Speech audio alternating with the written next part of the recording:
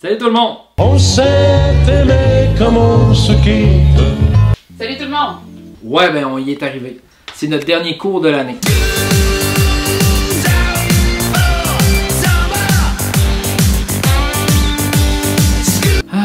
Puis quelle année! Écoute, ça a commencé fort, on a eu du fun, pour vrai, vous êtes vraiment une des plus belles gangs que j'ai eues ever dans ma carrière. Puis un peu comme la fin de Game of Thrones.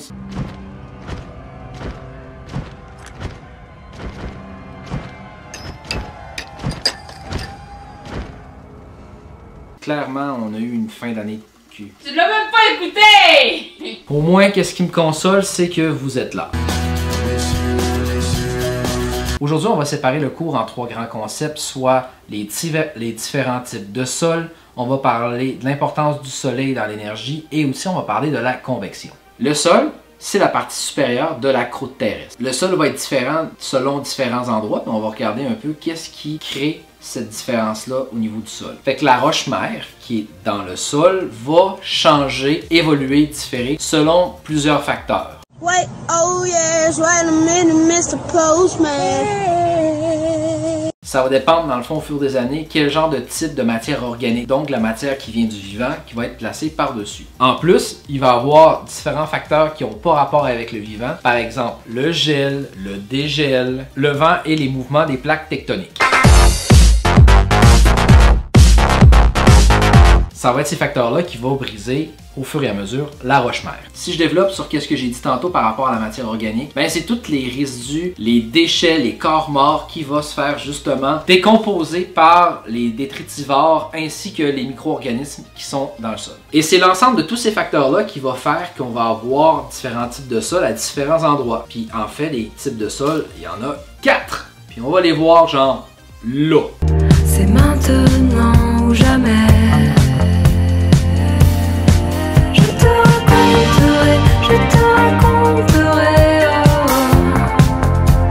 Les 4 types de sol. Tu es?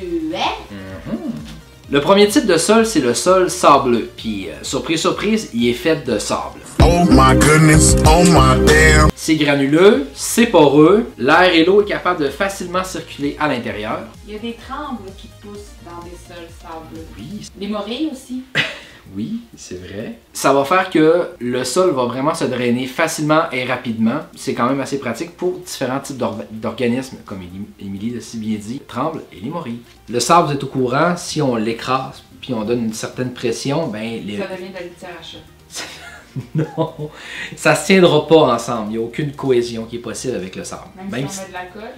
Ben avec la colle, on serait correct, mais même si t'es bien fort, t'es pas capable de faire coller du sable ensemble. Quand tu travailles avec le sable, c'est vraiment facile, c'est léger, ça se déplace rapidement, puis ça se réchauffe aussi rapidement. Mais le problème, c'est que ça s'érode et ça se brise aussi rapidement. Puis que ça se refroidit aussi rapidement. Fait que tout ça fait qu'il n'y a pas beaucoup de végétaux qui sont capables de pousser facilement dans le sol sableux, compte tenu que ça garde pas beaucoup l'eau et que ben, le sol est toujours en train de se briser parce que ben, c'est du sable. C'est pour ça que les cactus ils poussent bien dans le sable parce qu'ils n'ont pas besoin de beaucoup d'eau, fait que c'est parfait pour eux. Genre. Ouais, ben ils ont surtout mais un oui, système de. oh. Il y a un système de racines qui va chercher l'eau très profond. Dans un même ordre d'idée, le sol limoneux est fait de quelque chose qu'on appelle du limon. Damn, damn, damn. C'est avec ça qu'on fait de la limonade.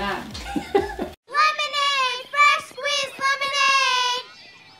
Okay, I'll go fill it up.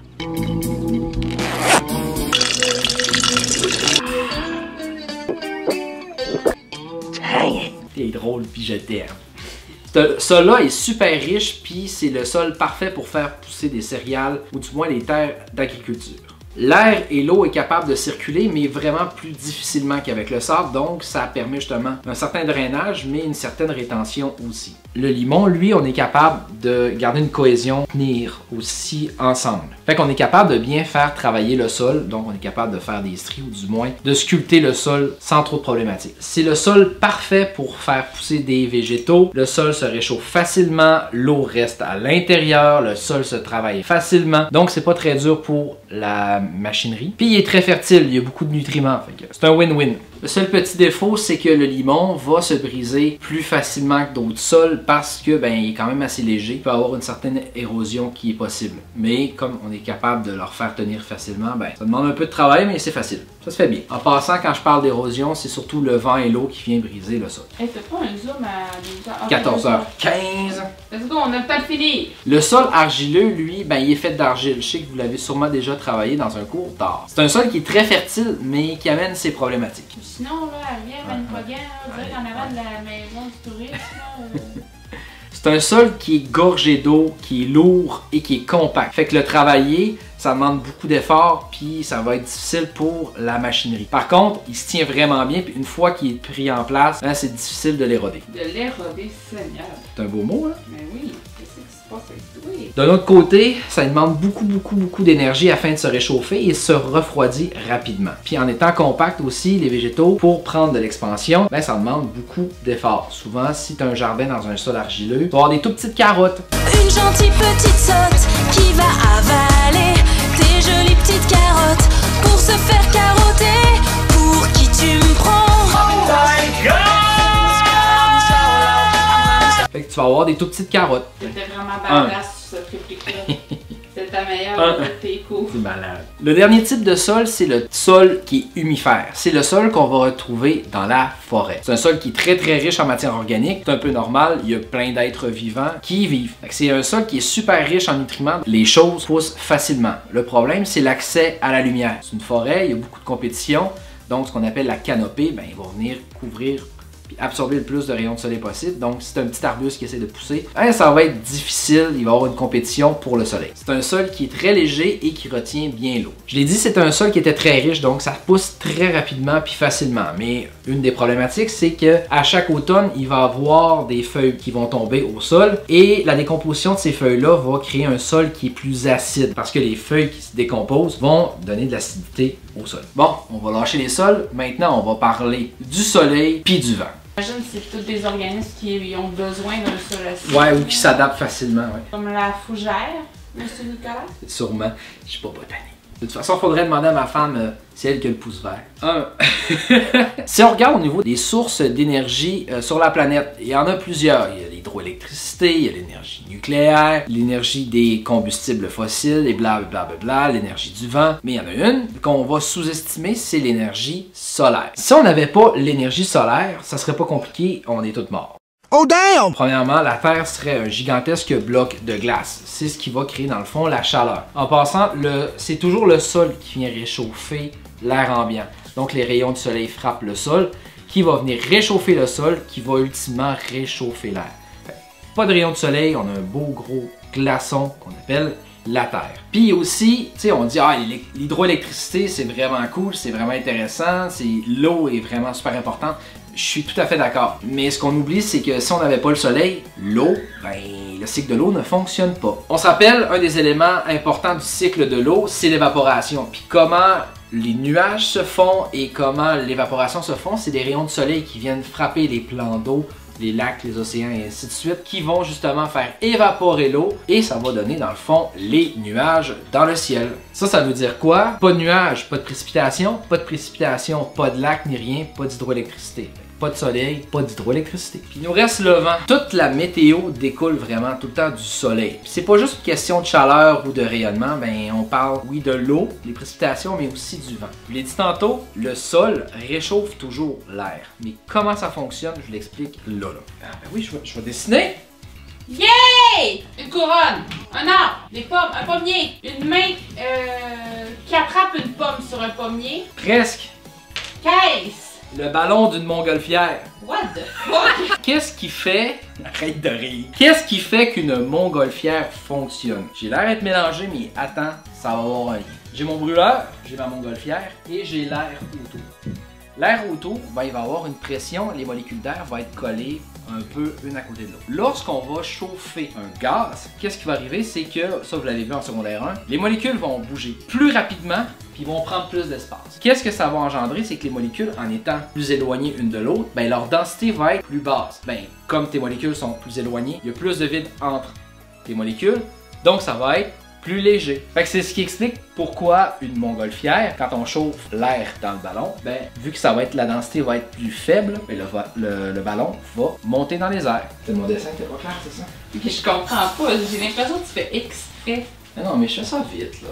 Qu'est-ce qui va arriver avec le vent? C'est que le sol va être réchauffé par le rayon du soleil et la surface qui va toucher au sol de l'air va être réchauffée par le sol lui-même. Donc, l'air va être chauffé par le bas et comme on vient de le voir, l'air chaud va avoir tendance à monter. Donc, l'air va monter lorsqu'il va être réchauffé par le sol et par la suite, une fois que l'air va se refroidir en étant en haute atmosphère, l'air va devenir plus froide, donc les molécules vont venir se coller, l'air va descendre. C'est ce qu'on appelle une convection. Comprendre le déplacement des masses d'air.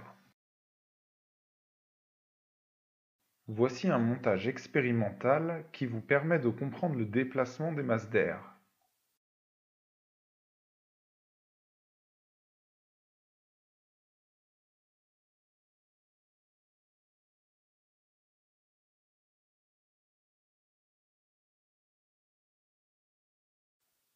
On observe que l'air chaud, produit par l'encens, contourne l'assiette et se déplace vers le haut.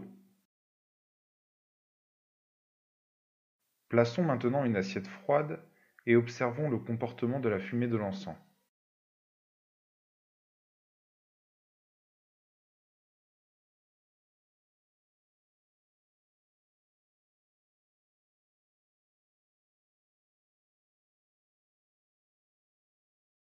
L'air chaud, produit par cet encens, se refroidit au contact de l'assiette froide, puis il se déplace vers le bas.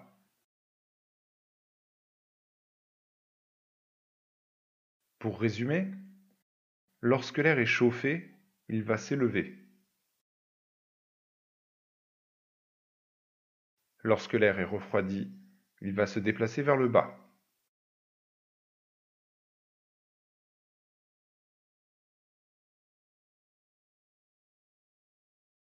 Petit exemple, comment ça fonctionne la convection. Je présume que plusieurs d'entre vous ont déjà dormi l'hiver dans un chalet. Si il te donne le choix, est-ce que tu dors en haut, dans le lit du haut, ou tu dors dans le lit du bas? Ben, si tu décides de dormir dans le lit du bas, possiblement que le soir, il va faire quand même plus froid que si tu étais dans le lit du haut. Pourquoi? Sauf si t'es dans le chalet, Robin. Ouais, le chalet à mon père, il fait chaud partout. Dans le lit du bas, pourquoi il fait froid? C'est parce que ce qu'on va avoir au sol, c'est l'air qui est le plus lourd, qui est l'air froid. Puis si tu es en hauteur, qu'est-ce qui va se passer? Ben, il va faire vraiment très chaud, tu vas te ramasser en bobette, ça sera pas long. Pourquoi? L'air qui est le plus léger, c'est l'air chaud. Et qu'est-ce qui va se passer? C'est que l'air chaud qui est en haut va se refroidir, va descendre par la suite, va se faire réchauffer, puis il va remonter. C'est pour ça que les plaintes de chauffage, même si des fois on va se péter le pied dessus, au sol, s'il est installé en hauteur, ben l'air chaud resterait en haut et on chaufferait juste l'air chaud. Donc, même si tu te pètes l'orteil sur ton calorifère qui est pas loin de ta porte ou peu importe, là pourquoi il est placé là, c'est que l'air froid qui est au sol va se faire réchauffer par ton calorifère et l'air va monter. La convection. Et finalement, la convection,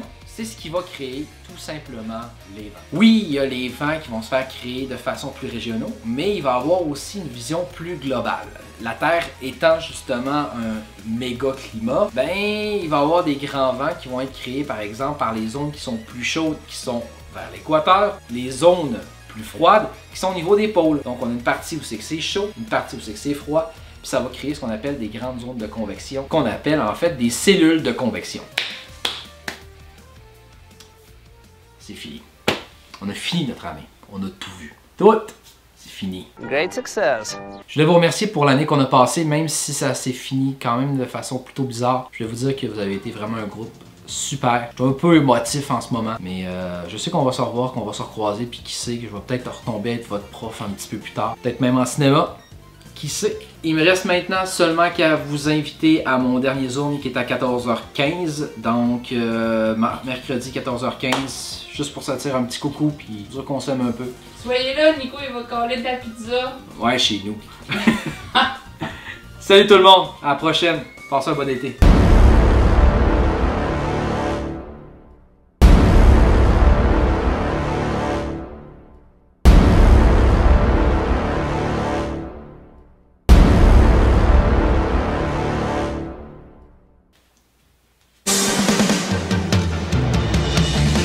Un jour je serai le meilleur dresseur. Je me battrai sans répit. Je ferai tout pour être vainqueur et gagner les défis. Je parcourrai la terre entière, traquant avec espoir les Pokémon et leur mystère, le secret de leur pouvoir. Pokémon, attrapez-les, c'est notre histoire. Ensemble pour la victoire. Pokémon, rien ne nous arrêtera. Notre amitié triomphera. Pokémon, attrapez-les comme outrage. Un voyage d'apprentissage, ça demande du courage. Pokémon, attrapez-les tous. Pokémon. Je crois que le son n'a pas enregistré. Pokémon, attrapez-les tous. Qu'est-ce que vous me faites pas faire, hein? On se revoit bientôt! Salut!